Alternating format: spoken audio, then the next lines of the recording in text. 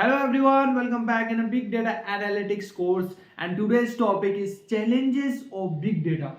Big data में आखिर कौन कौन से ऐसे चैलेंजेस है जो हमें फेस करने पड़ रहे हैं बिकॉज बिग डेटा क्या है बहुत ही ज़्यादा कॉम्प्लेक्स है। उसको हैंडल करने के लिए अपने को सफिशिएंट टूल्स नहीं है और इसको हैंडल करने के लिए बहुत बड़े प्रोफेशनल्स की नीड होते हैं और डेटा साइंटिस्ट की नीड होती है। इसमें एमएल यूज की जा रही है, एआई यूज की जा रही है, डेटा माइनिंग को के कॉन्सेप्ट्स को यूज किया जा रहा है। तो एक थोड़ा हायर लेवल का टॉपिक है ये, तो उसमें काफ़ी सारे चैलेंजेस अपन को राइट नाउ देखने को मिल रहे हैं। May be in upcoming future ये सारी प्रॉब्लम सोल्व हो जाएगी। For right now first point अपना lack of the proper understanding of data. हमें अभी तक प्रॉपर अंडरस्टैंडिंग है ही नहीं। बड़ी बड़ी जितनी भी कंपनीज है जो इसको एक इनिशियल लेवल पे बिग डेटा प्रोजेक्ट्स को यूज कर रही है, अभी इनिशियल लेवल पे वो सब, उनको अभी इतना अंडरस्टैंडिंग नहीं है, उनके एम्प्लॉयज को भी इतनी अंडरस्टैंडिंग है डेटा क्या है, कैसे स्टोर करना है एंड कैसे इसको मैनेज करना है, किस टाइप के टूल्स बेटर रहेंगे। तो उन सब की अंडरस्टैंडिंग थोड़ी कम है, इसलिए पहला अपना चैलेंज है यहाँ पर lack of the proper understanding. Second है अपना डेटा ग्रोथ इश्यू। देखो बिग अमाउंट ऑफ डेटा है तो पर डे बढ़ता जा रहा है क्योंकि ये जितने भी डेटा है ये कहाँ जा रहे हैं, डेटा सेंटर्स पे जा रहे हैं और ये डेटा सेंटर से डेटा बेस में जा रहे हैं। तो क्या हो रहा है, बिग अमाउंट ऑफ डेटा है और आपस में बहुत सारे डेटा आपस में लिंक्ड है। तो क्या हो रहा है कि डेटाबेस के अंदर जो है रेपिडली इंक्रीज हो रहा है आपके डेटाबेस, तो स्टोरेज बढ़ती जा रही है बहुत तेजी से, लाइक एक्सपोनेंशियली बहुत ज़्यादा फास्टली ग्रोथ कर रहा है। तो अपन को क्या देखने को मिल रहा है, यहाँ पे डेटा ग्रोथ इश्यू मिल रहा है। उनको मैनेज कैसे करना है, उनको स्टोर किस टाइप से किस कैटेगरी वाइज डिवाइड करना है, वो अपन को ग्रोथ इश्यू देखने को मिल रहा है in a second point.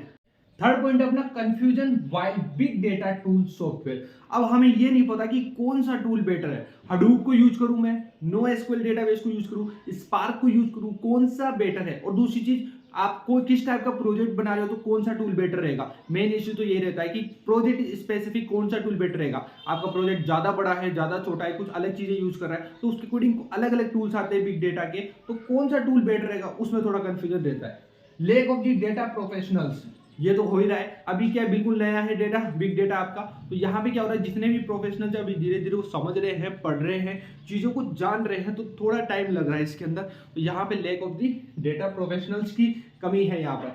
Next है integrating data from a variety of sources. अब जैसे कि आपको पता है बिग डेटा है तो लार्ज अमाउंट ऑफ डेटा एक पर्टिकुलर सोर्स से तो आ नहीं रहा, बहुत सारे सोर्स है। फॉर एग्जांपल सोशल मीडिया से आ रहा है, ठीक है, फाइनेंस डिपार्टमेंट से आ रहा है, अकाउंटिंग से आ रहा है, डिफरेंट डिफरेंट सोर्सेज से आपका डेटा आ रहा है। लाइक आपके वेराइटी ऑफ डेटा के केस में देख लो, लाइक आपकी ऑडियो हो गई, वीडियो हो गई, टेक्स्ट हो गए, ठीक है। तो different different type of data fields आ रहे हैं, different different type of source है और उन्हें डेटाबेस में स्टोर करना है, साथ में इंटीग्रेट भी करना है, तो थोड़ा ज़्यादा और कॉम्प्लेक्स हो जाता है। That is why it is into the challenges of the big data.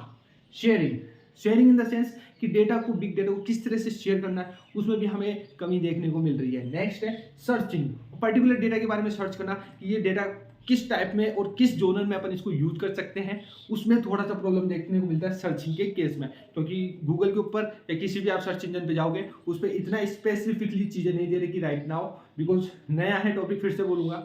Next presentation, how to represent the big data. अभी डिफरेंट डिफरेंट ग्राफ के रूप में आपको रिप्रेजेंट करना है या फिर आप एसक्यूएल के रूप में रिप्रेजेंट करने हो, बट ये also depend on the data. Data हो सकता है बहुत सारे डेटा से लिंक्ड हो, ये पेज इससे लिंक्ड है, वो पेज उससे लिंक्ड है, तो प्रेजेंट कैसे करना है, कौन सा टूल बेटर रहेगा, कौन से डेटाबेस के थ्रू अपन इसको यूज कर सकते हैं। तो ये भी एक चैलेंजेस है कि how to represent the big data.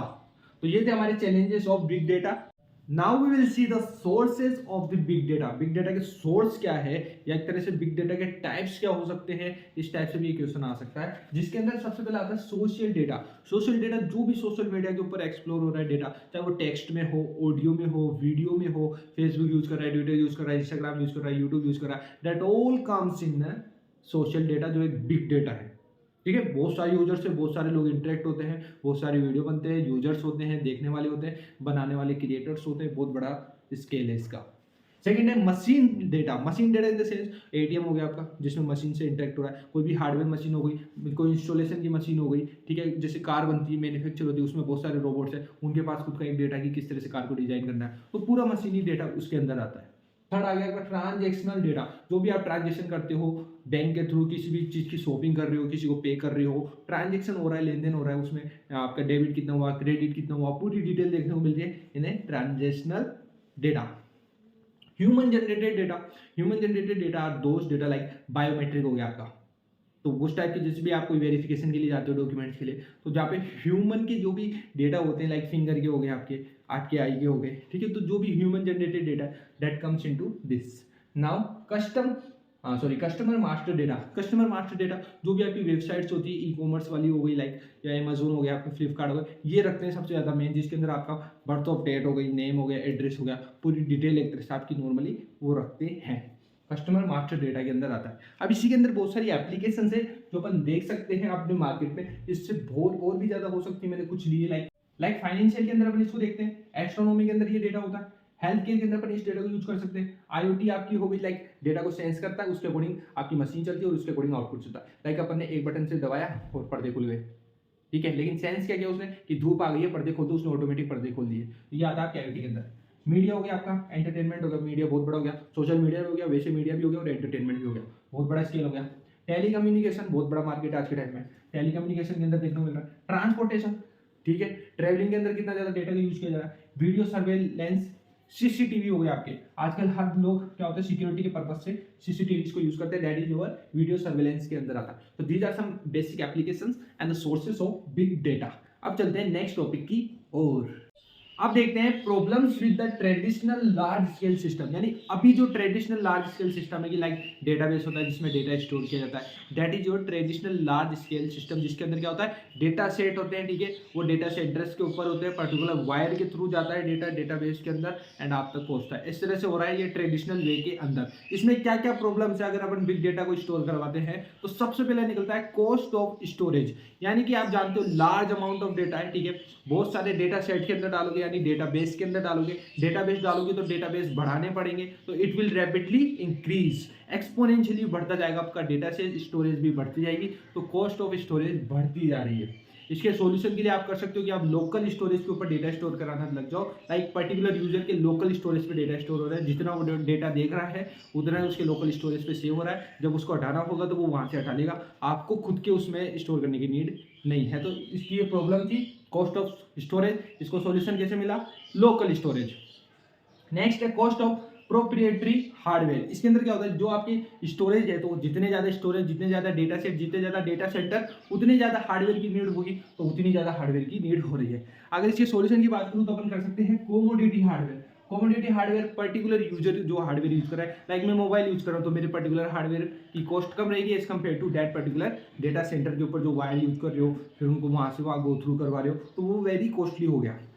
The next problem is schema on right, यानी कि जब भी आप डेटा को लिखोगे, राइट करोगे किसके अंदर, इसमें डेटाबेस के अंदर, डेटा सेंटर्स पे, तो आपको क्या करना होगा, उससे पहले डेटा को वैलिडेट करना पड़ेगा। फॉर एग्जांपल कोई कंपनी है, उसके पास एक डेटा सेट है, बिग डेटा है, तो उसको क्या है ना, पहले लिखने से पहले डेटा को वैलिडेट करना पड़ेगा, उसके लिए उसको स्कीमा को डिजाइन करना पड़ेगा पहले। अब स्कीमा को डिजाइन करने के लिए 2-3 महीने पहले से ही लग जाएंगे आपको बनाने में, 2-3 महीने बाद उसको आप अपडेट करोगे, आपका स्कीमा रेडी होगा, उसके बाद आप ऑपरेशन परफॉर्म करोगे और डिसीजन मेकिंग करेगी पर्टिकुलर कंपनी, ठीक है। तो अब क्या होगा, आफ्टर 4 महीने बाद, 5 महीने बाद क्या होगा, यहाँ पर आपको देखने को मिलेगा कि डेटा चेंज हो चुका है, डायनेमिक है, लाइक सोशल मीडिया का डेटा कितना फास्ट चेंज हो रहा है, रील्स बदल रही है, कभी क्या पोस्ट चेंज हो रही है, तो ट्रेडिशन जो मार्केट में ट्रेंड है उसके अकॉर्डिंग चीजें बदलती जा रही है, तो डेटा बदल गया 6 महीने में, फिर दोबारा आपको स्कीमा डिजाइन करने पड़ेगा। तो ये एक मेजर ड्रॉबैक है, ठीक है, ट्रेडिशनल के अंदर स्कीमा ऑन राइट। इसका सॉल्यूशन है schema on read. Schema on read के अंदर क्या होता है, डेटा को कब वैलिडेट करते हैं, जब आप उसको रीड करोगे ओनली, यानी कि राइट तो आप करके छोड़ दो, ठीक है, कोई दिक्कत नहीं है, डेटा सेट के अंदर पड़ा है, लेकिन अगर आप उसको जब आप उसको नीड पड़ेगी, मतलब जब आप उसको रीड करोगे तभी आपको डेटा को वैलिडेट करना है, अदरवाइज करने की जरूरत नहीं है। तो इससे आपका इंस्टेंट काम हो गया, इमीडिएट काम हो गया। ये आपका हडूप सिस्टम जो होता है वो इसको यूज करता है, स्कीमा ऑन रीड को। नेक्स्ट है कोजेशन। कोजेशन के अंदर क्या होता है, इसके अंदर क्या होता है, डेटा जो है आपको बहुत ज्यादा एक्सपेंसिव है, बिग अमाउंट ऑफ डेटा है, तो उसको फिल्टर करना, ठीक है, उसके बाद उसको एग्रीगेट यानी जोड़ना, आपस में मिक्स करना, तो बहुत ज्यादा एक्सपेंसिव चीज होती है। उसके लिए अपन का सॉल्यूशन है कोरिलेशन, कि correlation in the sense correlation. तो कोरिलेशन के अंदर क्या होता है कि अलग अलग डेटा सेट है जिनकी आपस में लिंक है, तो पर्टिकुलर डेटा पे काम कर दिया, फिर उस डेटा को फिल्टर कर दिया, तो आपस में लिंक होने से डिफरेंट टाइप ऑफ कैटेगरीज के अकॉर्डिंग अपन उनको फिल्टर कर सकते हैं, उनको एग्रीगेट कर सकते हैं जब नीड होगी, एकदम से सबको करने की नीड नहीं है। नेक्स्ट है bringing data to the programs. यानी कि जो अपने ट्रेडिशनल के अंदर क्या होता है, डेटा सेंटर के ऊपर डेटा है, अब उस पूरी डेटा को उठा के आपको प्रोग्राम के अंदर डालना है। आपका प्रोग्राम मान लो कोई पर्टिकुलर लाइन मांग रहा है कि मेरे को यूजर्स की नेम चाहिए, तो वो वायर के थ्रू होता हुआ उधर पहुंचेगा प्रोग्राम पे। तो ये एक मेजर ड्रॉबैक है ट्रेडिशनल के अंदर। इसका सोल्यूशन कैसे मिलेगा, मैं करूंगा ब्रिंगिंग प्रोग्राम टू डेटा। इसमें क्या होगा, मैं प्रोग्राम को ही डेटा के पास ले जाऊंगा, ठीक है। तो इसका सॉल्यूशन हडूप के अंदर देखने को मिलता है आपको, बिग डेटा का टूल है ये हडूप। तो ये क्या कर रहा है, प्रोग्राम्स को डेटा की ओर ले जा रहा है। तो ये थे हमारे कुछ problems with the traditional large scale system, जिसके हमने सॉल्यूशन देखे। तो ये थे हमारे कुछ topics in a big data. Next video में अपन देखने वाले हैं 3 V's of the big data.